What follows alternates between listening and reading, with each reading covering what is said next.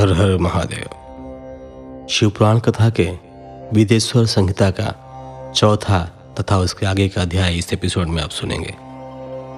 विदेश्वर संहिता का पहला, दूसरा और तीसरा अध्याय पिछले एपिसोड में दिया गया है, तो चलिए सुनते हैं आगे चौथा अध्याय। सनत कुमार व्यास संवाद। सूत जी कहते हैं, हे मुनियों, इस साधन का महात्म्य बताते समय मैं एक प्राचीन वृतांत का वर्णन करूंगा, जिसे आप ध्यानपूर्वक सुने। बहुत पहले की बात है। पराशर मुनि के पुत्र मेरे गुरु व्यास देव जी सरस्वती नदी के तट पर तपस्या कर रहे थे। एक दिन सूर्य के समान तेजस्वी विमान से यात्रा करते हुए भगवान सनत कुमार वहां जा पहुंचे। मेरे गुरु ध्यान में मग्न थे। जागने पर अपने सामने सनत कुमार जी को देखकर वे बड़ी तेजी से उठे और उनके चरणों का स्पर्श कर उन्हें अर्घ्य देकर योग्य आसन पर विराजमान किया। प्रसन्न होकर सनत कुमार जी गंभीर वाणी में बोले, मुनि, तुम सत्य का चिंतन करो। सत्य तत्व का चिंतन ही श्रेय प्राप्ति का मार्ग है। इसी से कल्याण का मार्ग प्रशस्त होता है। यही कल्याणकारी है। यह जब जीवन में आ जाता है तो सब सुंदर हो जाता है। सत्य का अर्थ है सदैव रहने वाला, जिस पर इस काल का कोई प्रभाव नहीं पड़ता। यह सदा एक समान रहता है। सनत कुमार जी ने महर्षि व्यास को आगे समझाते हुए कहा, महर्षि, सत्य पदार्थ भगवान शिव ही है। भगवान शंकर का श्रवण, कीर्तन और मनन ही उन्हें प्राप्त करने के सर्वश्रेष्ठ साधन है। पूर्व काल में मैं दूसरे अनेकानेक साधनों के भ्रम में घूमता हुआ तपस्या करने मदरांचल पर जा पहुंचा। कुछ समय बाद महेश्वर शिव की आज्ञा से सबके साक्षी तथा शिवगणों के स्वामी नंदिकेश्वर वहां आए और स्नेहपूर्वक मुक्ति का साधन बताते हुए बोले, भगवान शंकर का श्रवण, कीर्तन और मनन ही मुक्ति का स्रोत है। यह बात मुझे स्वयं देवाधिदेव भगवान शिव ने बताई है, अतः तुम इन्हीं साधनों का अनुष्ठान करो। व्यास जी से ऐसा कहकर अनुगामियों सहित सनत कुमार ब्रह्मधाम को चले गए। इस प्रकार इस उत्तम वृतांत का संक्षेप में मैंने वर्णन किया है। ऋषि बोले, सूत जी, आपने श्रवण, कीर्तन और मनन को मुक्ति का उपाय बताया है, किंतु जो मनुष्य इन तीनों साधनों में असमर्थ हो, वह मनुष्य कैसे मुक्त हो सकता है? किस कर्म के द्वारा बिना यत्न के ही मोक्ष मिल सकता है? पांचवा अध्याय, शिवलिंग का रहस्य एवं महत्व। सूत जी कहते हैं, हे शौनक जी, श्रवण, कीर्तन और मनन जैसे साधनों को करना प्रत्येक के लिए सुगम नहीं है। इसके लिए योग्य गुरु और आचार्य चाहिए। गुरुमुख से सुनी हुई वाणी मन की शंकाओं को दग्ध करती हैं। गुरुमुख से सुने शिव तत्व द्वारा शिव के रूप स्वरूप के दर्शन और गुणानुवाद में रसानुभूति होती है, तभी भक्त कीर्तन कर पाता है। यदि ऐसा कर पाना संभव न हो तो मोक्षार्थी को चाहिए कि वह भगवान शंकर के लिंग एवं मूर्ति की स्थापना करके रोज उनकी पूजा करे। इसे अपनाकर वह इस संसार सागर से पार हो सकता है। संसार सागर से पार होने के लिए इस तरह की पूजा आसानी से भक्तिपूर्वक की जा सकती है। अपनी शक्ति एवं सामर्थ्य के अनुसार धन राशि से शिवलिंग या शिव मूर्ति की स्थापना कर भक्ति भाव से उसकी पूजा करनी चाहिए। मंडप, गोपुर, तीर्थ, मठ एवं क्षेत्र की स्थापना कर उत्सव का आयोजन करना चाहिए तथा पुष्प, धूप, वस्त्र, गंध, दीप तथा पुआ और तरह तरह के भोजन नैवेद्य के रूप में अर्पित करने चाहिए। श्री शिव जी ब्रह्म रूप और निष्कल अर्थात कला रहित भी हैं और कला सहित भी। मनुष्य इन दोनों स्वरूपों की पूजा करते हैं। शंकर जी को ही ब्रह्म पदवी भी प्राप्त है। कलापूर्ण भगवान शिव की मूर्ति पूजा भी मनुष्यों द्वारा की जाती है और वेदों ने भी इस तरह की पूजा की आज्ञा प्रदान की है। सनत कुमार जी ने पूछा, हे नंदिकेश्वर, पूर्व काल में उत्पन्न हुए लिंग बेर अर्थात मूर्ति की उत्पत्ति के संबंध में आप हमें विस्तार से बताइए।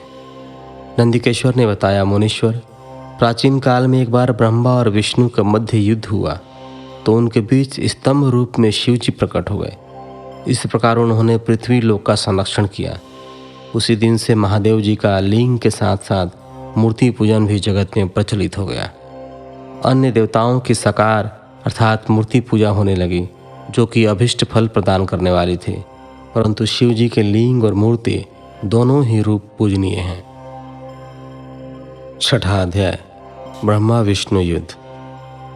नंदिकेश्वर बोले, पूर्व काल में श्री विष्णु अपनी पत्नी श्री लक्ष्मी जी के साथ शेष शैया पर शयन कर रहे थे। तब एक बार ब्रह्मा जी वहां पहुंचे और विष्णु जी को पुत्र कहकर पुकारने लगे। पुत्र उठो, मैं तुम्हारा ईश्वर तुम्हारे सामने खड़ा हूं। यह सुनकर विष्णु जी को क्रोध आ गया। फिर भी शांत रहते हुए वे बोले, पुत्र तुम्हारा कल्याण हो, कहो अपने पिता के पास कैसे आना हुआ। यह सुनकर ब्रह्मा जी कहने लगे, मैं तुम्हारा रक्षक हूँ, सारे जगत का पितामह हूँ, सारा जगत मुझ में निवास करता है। तू मेरी नाभि कमल से प्रकट होकर मुझसे ऐसी बातें कर रहा है। इस प्रकार दोनों में विवाद होने लगा। तब वे दोनों अपने को प्रभु कहते कहते एक दूसरे का वध करने को तैयार हो गए। हंस और गरुड़ पर बैठ दोनों परस्पर युद्ध करने लगे। ब्रह्मा जी के वक्षस्थल में विष्णु जी ने अनेकों अस्त्रों का प्रहार करके उन्हें व्याकुल कर दिया। इससे कुपित हो ब्रह्मा जी ने भी पलटकर भयानक प्रहार किए। उनके पारस्परिक आघातों से देवताओं में हलचल मच गई। वे घबराए और त्रिशूलधारी भगवान शिव के पास गए और उन्हें सारी व्यथा सुनाई। भगवान शिव अपनी सभा में उमा देवी सहित सिंहासन पर विराजमान थे और मंद मंद मुस्कुरा रहे थे। 7वां अध्याय, शिव निर्णय। महादेव जी बोले, पुत्रों मैं जानता हूं कि तुम ब्रह्मा और विष्णु के परस्पर युद्ध से बहुत दुखी हो। तुम डरो मत, मैं अपने गणों के साथ तुम्हारे साथ चलता हूं। तब भगवान शिव अपने नंदी पर आरूढ़ हो देवताओं सहित युद्ध स्थल की ओर चल दिए। वहां छिपकर वे ब्रह्मा विष्णु के युद्ध को देखने लगे। उन्हें जब यह ज्ञात हुआ कि वे दोनों एक दूसरे को मारने की इच्छा से माहेश्वर और पशुपात अस्त्रों का प्रयोग करने जा रहे हैं, तो वे युद्ध को शांत करने के लिए महाअग्नि के तुल्य एक स्तंभ रूप में ब्रह्मा और विष्णु के मध्य खड़े हो गए। महाअग्नि के प्रकट होते ही दोनों के अस्त्र स्वयं ही शांत हो गए।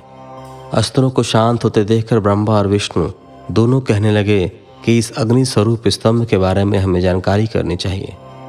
दोनों ने उसकी परीक्षा लेने का निर्णय लिया। भगवान विष्णु ने शुक्र रूप धारण किया और उसको देखने के लिए नीचे धरती में चल दिए।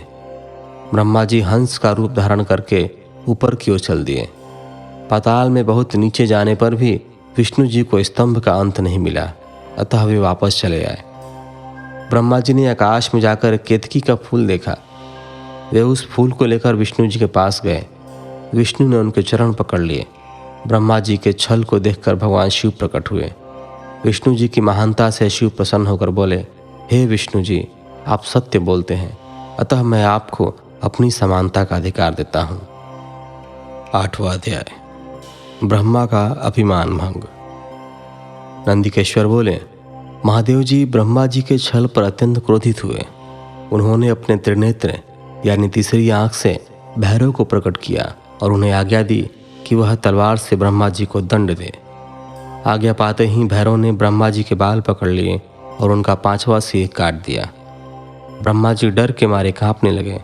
उन्होंने भैरव के चरण पकड़ लिए तथा क्षमा मांगने लगे।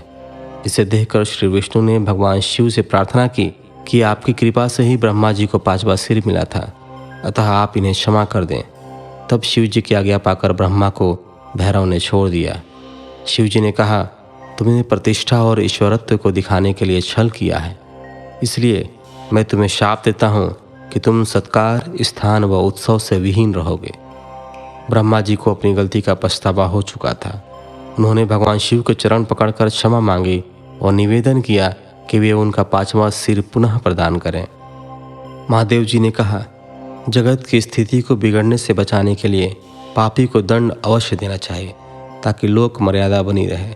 मैं तुम्हें वरदान देता हूँ कि तुम गणों के आचार्य कहलाओगे और तुम्हारे बिना यज्ञ पूर्ण न होंगे। फिर उन्होंने केतकी के पुष्प से कहा, अरे दुष्ट केतकी पुष्प, अब तुम मेरी पूजा के अयोग्य रहोगे। तब केतकी पुष्प बहुत दुखी हुआ और उनके चरणों में गिरकर माफी मांगने लगा।